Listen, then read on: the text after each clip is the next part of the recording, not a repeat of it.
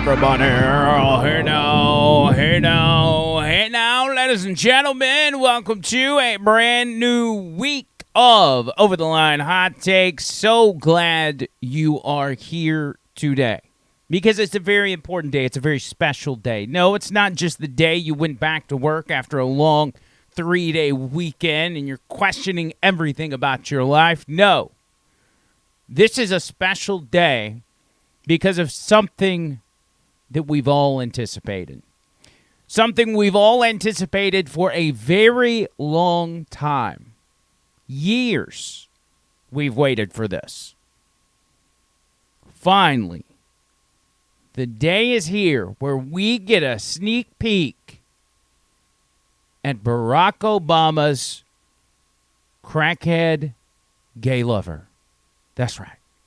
The day we've all been waiting for. Barack Obama smoked crack and had gay sex with a male prostitute. And this episode right here is where you're finally going to meet this guy. Where you're finally going to get to know who this man is that did the nasty with a former president and smoked a couple rocks.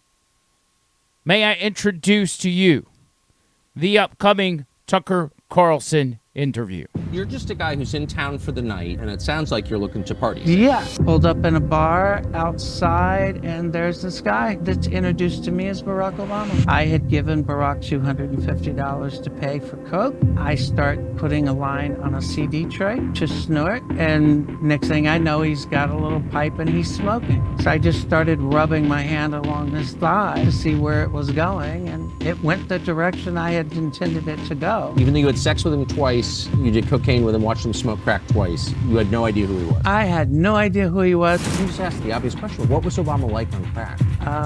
Is it your sense that that's who Obama is, just transactional, or that he's bisexual, or like what is this? It definitely wasn't Barack's first time, and I would almost be willing to bet you it wasn't as long. The guy's running for president, and credible information comes out that he's smoking crack and having sex with dudes. That seems like a story. Well, it would be a story if the media really cared about telling people the truth. My God. This is mind-blowing. We're finally going to hear from Obama's gay crackhead lover. What does Michael have to say? What is Michelle going to have to say about this? Shocking stuff. We live in a strange time, my friends. We live in a bizarre time where you never know what's coming around the corner. In this business and talk radio and talk podcast, you never know what's coming. I thought it was just going to be a normal Tuesday, but no. Here comes the man who claims he had sex with Barack Obama in 1999. The man that claims to have smoked rocks and rubbed Obama's thigh. That was not on my Tuesday bingo card, but here it is. And again, in this business, you got to be ready for anything. You got to be ready for it all. And if anybody's ready to hear from Obama's gay lover, it's me. It's me. Vapor Forge bringing you this part of the show. Vapor Forge out on 280. There you go. Right there. It's upside down. Vapor Forge. Proud sponsors are Over the Line. You know the drill. 874-9010. 4673 Highway 280. No better vape store. If you're going somewhere else, you probably have sent money to Democrats. I'm just going to say that. That's probably the case. And you should be ashamed of yourself. That interview comes out tomorrow at 6 p.m. Eastern, 5 o'clock Central Time. Normally, we would do a podcast before that. But what I may do tomorrow, and I'm just coming up with this in real time because I just saw it before I started doing the show. Once it drops, I may just kind of watch it with you guys. We'll watch the first few minutes of the interview. I have no idea how long it's going to be, but we'll just watch it together in real time and do some live commentary. Man, that's exciting. Also, as I was coming to air here on this podcast, I noticed that there was a Medal of Honor ceremony at the White House. Joe Biden giving the Medal of Honor to Captain Larry Taylor. Now, I didn't know the ceremony was going on, so I don't know Captain Larry Taylor's story, but I'm sure it's a phenomenal one, seeing that he's receiving the Medal of Honor. Here is a little footage from just moments ago presenting that Medal of Honor.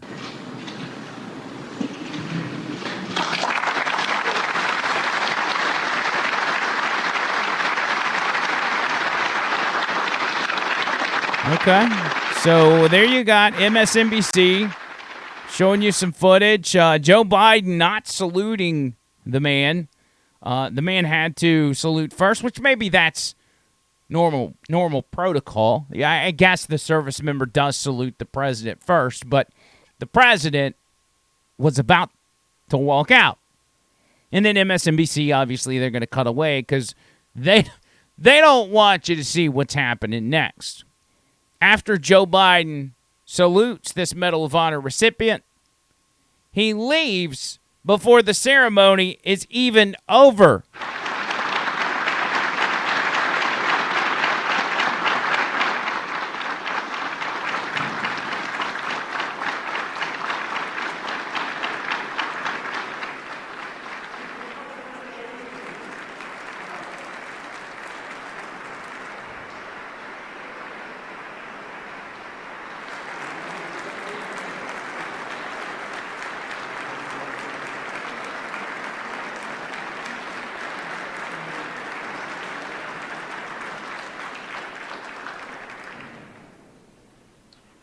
Ladies and gentlemen, please join me for the benediction.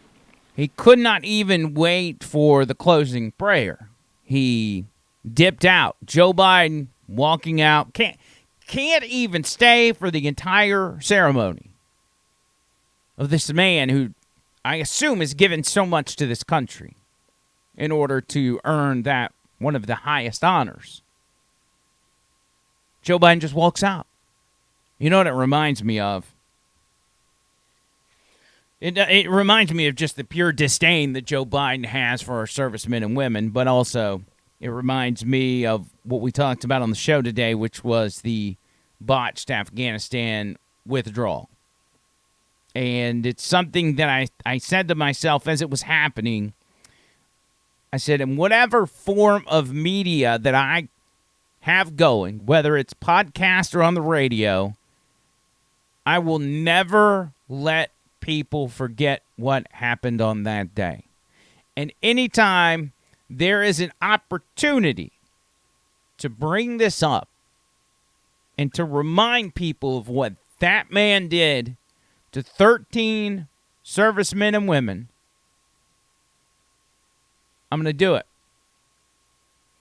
Because not only were these lives lost, but families were destroyed. And why were they destroyed? Why did Joe Biden do this?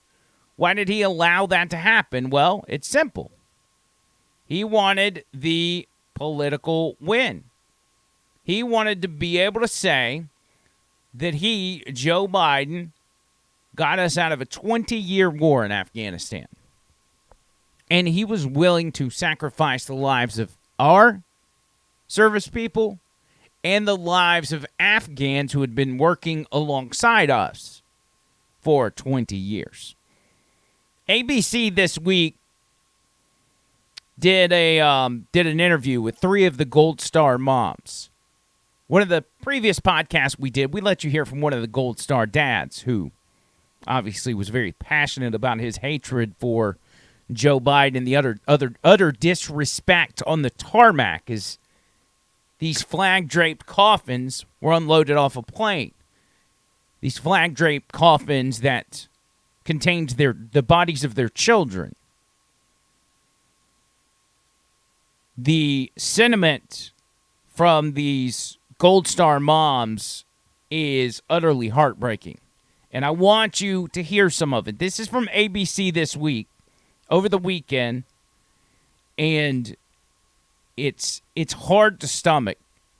Because even though we can't understand what these parents are going through, you feel their pain and you feel their anger. We lost today were lives given in the service of liberty, the service of security, the service of others, in the service of America.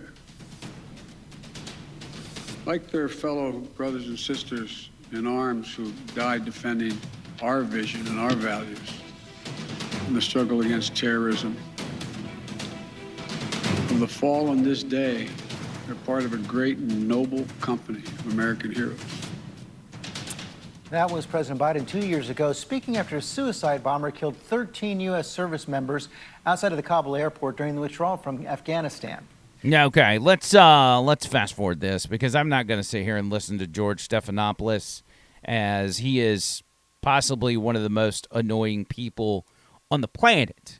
He's also a Clintonite, as you're well aware, and is no friend of journalism or truth or anything for that matter. Let me see if I can find this part, if we can move ahead some. Let's go this part right here. I'm just winging it because it's like a 10-minute video, but I want to get you the good part. Abbey Gate, Kabul Airport, August 2021. Tens of thousands of Afghans swarming the gate, desperate to escape Taliban rule. 6,000 U.S. troops dispatched to aid in the evacuations. 23-year-old Marine Corps Sergeant Nicole G. was among them. She shared with me that she had never seen people so desperate. And I think once she saw that, she was just going to give 100% to help them be rescued. Nicole posting this image with an Afghan child less than a week before her death, with the caption, "I love my job." And that's exactly, I feel like, how everybody there felt. They loved what they were doing, and they were so proud. 31-year-old Staff Sergeant Taylor Hoover certainly loved his. He was on his third deployment to Afghanistan. I have heard from many of his friends, his men, that had said that when it was time for them to take a break, he didn't want to. He wanted to stay out there and continue to bring people in. And 22-year-old Humberto Sanchez, known as Bert, who had joined the Marine Corps at 17 with permission from his mother, Coral. One day he just showed up and said, "I want you to go and sign up because I enlisted in the Marines." And I said, "Why?" And he said, "Because I want to be the best of the best and I want to make you proud." These Marines, just 3 of the 13 U.S. service members and more than 170 Afghans killed outside Abbey Gate on August 26th when a suicide bomber exploded in the crowd. Christy Shamblin was on vacation with Nicole's husband, her son Jared, also a Marine.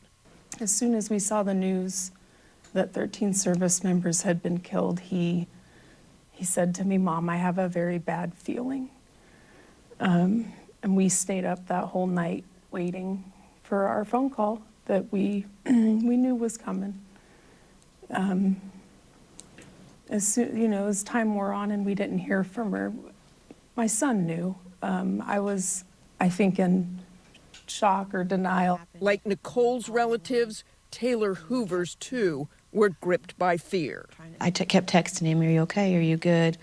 I had a horrible feeling. I had a three-hour drive back to my house. That whole drive home, I was sobbing. I knew something was wrong. I could feel it. I got home around 7 p.m. Doorbell rang. Nobody's allowed to use that doorbell anymore. And I looked at my son-in-law, and we both just dropped before we even looked at the door. We knew. I don't remember much more from that night, but I remember that moment. What do you remember, Coral? I went to sleep, but I cannot sleep. I was awake. And at 1:42, I hear my phone vibrating under my pillow. I didn't want to answer.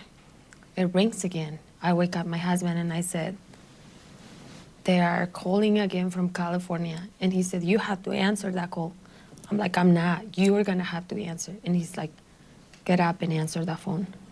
And I give them my address, and they said, "We're going to be there in a few minutes."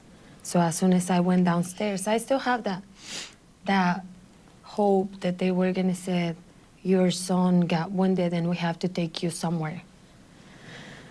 When I look at the window, I just told my husband and I said, please tell me that they are not full dress. And then he just shook his head. Days later, the remains of all 13 service members would arrive at Dover Air Base, greeted by President Biden. But these families say he offered little comfort. The administration didn't seem to know our story. They didn't seem to know Nicole's name, our names.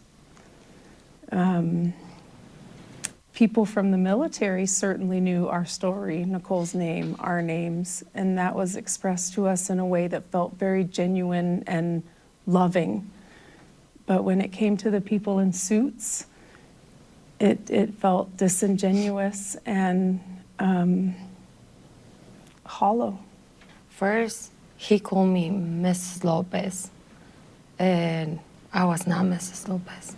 And he just talked about his son and said how much he knows or he understands how do we feel because he lost his kid and he didn't know how we feel because he was there with his son when he passed. We didn't have that privilege. We receive our kids in a casket. I just feel so disrespectful by that man because it was all about him. We had decided as a family that we would not meet with the president. So we were actually in a room on the side. We had decided because strong opinions, and then out on the tarmac, it made it even worse. The disrespect that we were shown with him checking his watch, not even looking at us. It was just total disrespect. Someone screamed at President Biden, "Burn in hell." That was my daughter. Yes, and she meant it. Can you imagine what these ladies continue to go through today? What the fathers, the siblings of these fallen service members. And you could tell the mother agreed because when they referenced her daughter yelling "burn in hell" at Joe Biden, she kind of smirked like, "Hey, yeah, I agree. I hope that guy burns in hell." Because it's on his hands. The blood is on Joe Biden's hands, and there's no way to avoid that. No amount of political spin is going to undo where the responsibility lies. And it lies on Joe Biden. And it shows you how utterly dishonest the media is in this country. Because they still have not acknowledged that this was 100% his fault. 100% his administration's fault. He made the main call. And he directed his superiors, not his superiors, but the superiors in the military to do certain things. To not shoot the bomber, which they had eyes on. They wanted optics. They wanted it to look like a smooth transition, easy out. Joe Biden's a hero. He pulled us out of Afghanistan finally. I think about January 6th in this situation in the sense of Nancy Pelosi, who's in charge of the Capitol, Muriel Bowser, the mayor of D.C., and the police superiors that were also in charge that day. They didn't want to bring in the National Guard to stop January 6th from happening. There's more nefarious reasons they did that, but one of the direct excuses they gave was, oh, we're worried about optics. We're worried about how it looks to the public, which is code word for we're worried about how it's going to affect us politically. That's what Afghanistan was about. That's what January 6th was about. That's all these people care about. It's the way they think. It's the way their mind works. And so one after another, we just see the utter disdain for members of the military. Hell, the FBI just killed a disabled veteran in his own home just the other day. It was Theodore Deschler. Have you heard this story? Theodore Deschler was killed in his own home by the FBI. Here's his picture. Fox News says this veteran was killed in a pre-dawn raid in Henderson, Tennessee. Family desperately seeking answers after FBI agents busted down the door of Bonnie Deschler's home and killed her son, Theodore Deschler, in front of her in a pre-dawn raid earlier this month. FBI is refusing to tell Bonnie Deschler why they showed up in an armored vehicle or armored vehicles at 6 a.m. on August 16th, pulled her out of the house, tossed her into the back of a police vehicle, and fatally shot her son. It's none of your business, FBI agents told her after they blew up her house and killed her son. According to WBBJ, FBI agents showed up at Bonnie Deschler's home in Henderson to serve her son Theodore an arrest warrant when things turned deadly. A neighbor told the outlet he woke up at 6 a.m. after he heard a loud bang. He said, I was woken up about 6 o'clock this morning. I heard a loud bang. Then I heard a couple more. I heard the loudspeakers. Come out with your hands up. We're the FBI. We're not going anywhere. Before I knew it, I was coming out to see what was going on and watch them bust out their windows. That's according to a neighbor. Theodore's family believes he was unarmed when the agents busted down the door and threw flashbangs into the home. It was a senseless act, this according to Bonnie Deschler. It was a senseless act. You know, Teddy was a 100% disabled veteran. He had problems. He had severe PTSD. He had depression, but was getting help for it. But this was senseless. He didn't have a weapon on him. He was just trying to get out of the house because it was filled with tear gas. The house was destroyed by tear gas, flashbangs, and bullets. Most of the windows were busted out. And we continue to see that on what seems like a regular basis, the FBI going and killing people in their own homes. Law enforcement going to people's homes and killing them while crime ravages our streets and law enforcement doesn't do anything. Our local guys on the ground are not allowed to do anything. The FBI, however, running roughshod. You got to understand, this is why the Democrat, Socialist, Communist, this is ultimately what they want. They don't like local police. They don't like local police jurisdictions because those law enforcement officers are your friends. They're your family. They live in your community. You know them. So you've got a connection with them. You've got a relationship with them. You don't have a relationship with FBI agents that are showing up at your house. They don't know you. They don't care about you. That's the way the left wants it. That's why they so badly want to federalize everything, including the police. They need people that are emotionally disconnected from reality to know whether or not this person's good or bad. They need police that when they say, go take this person out, you go do it. You don't know if they're a bad person or not. You're just doing what you're told.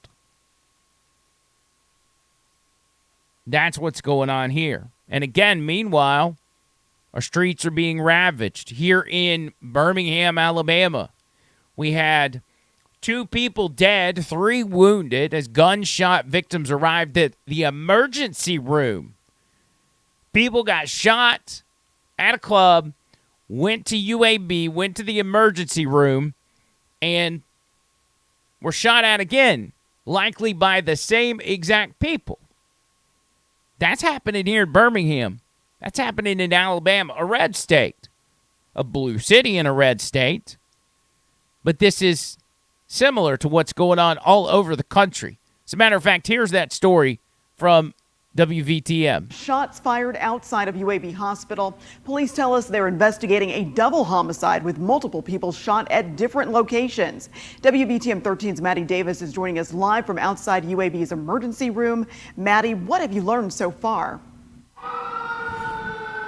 Well, Carla, the shooting's happening early this morning. The victim's taken here to UAB Hospital. Now, according to the coroner's office, this all started around 2 o'clock this morning at a club in the Smithfield area. That is Club Aria, and that's where we know that 5 people were shot this morning. 2 women died from their injuries, one in her 20s, another in her early 30s. Both were taken to UAB Hospital where they were pronounced dead. Police were also called to a drive-by shooting outside of UAB Hospital not long after shots were fired at the club.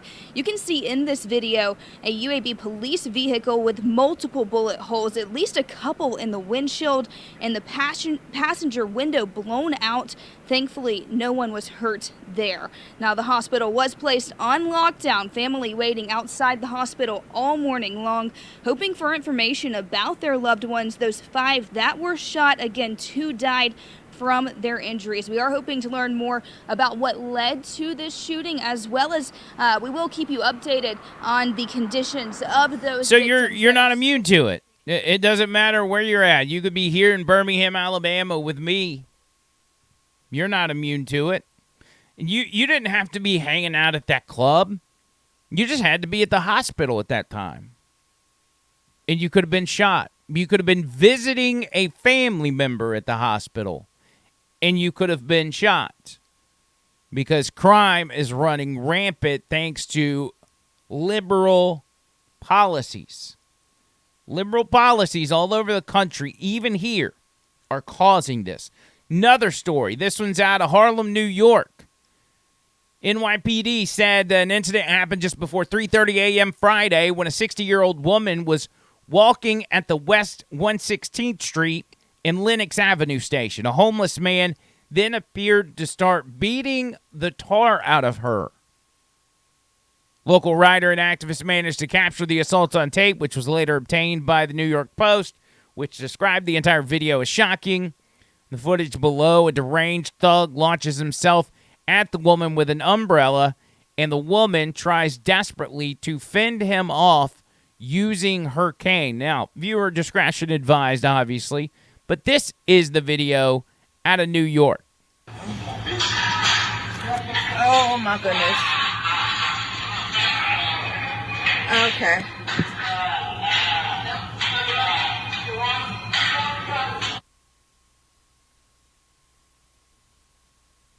Good Lord. This is awful. And it goes and it continues to go. There's no sound to it past here. But you can see, for those of you watching the video side of this, the utter mayhem. And he's still going. He's still beating her with this cane, and she's defenseless.